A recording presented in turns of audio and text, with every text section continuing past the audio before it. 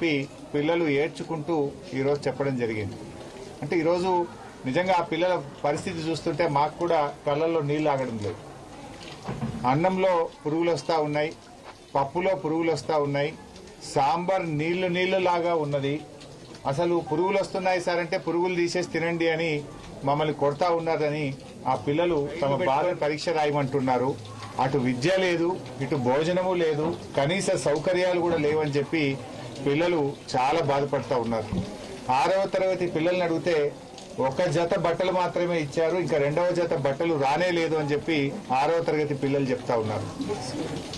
Books కూడా part 1 part 2లో ఒకరికి పార్ట్ 1 ఇచ్చి ఇంకొకరికి పార్ట్ 2 ఇచ్చి ఇద్దరు కలిపి చదువుకోండి అంటున్నారు. పూర్తిగా పుస్తకాలు కూడా పిల్లలకు అందినటువంటి పరిస్థితి లేదు. బట్టలు రావు, పుస్తకాలు రావు, కడుపు నిండా భోజనం పెట్టే పరిస్థితి లేదు.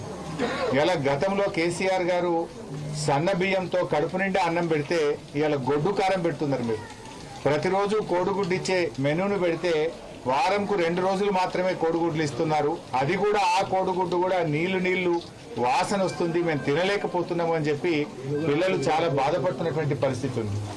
అంటే ఈ ప్రభుత్వం వచ్చిన తర్వాత గురుకులాలను, ముఖ్యంగా కస్తూర్బా పాఠశాలల్ని, ఎస్సీ ఎస్టీ బీసీ మైనార్టీ పాఠశాలల్ని నిర్లక్ష్యం చేస్తూ ఉన్నారు. ఇవాళ మనం రోజు పత్రికల్లో చదువుతా ఉన్నాం, చాలా చోట్ల కూడా విష ఆహారం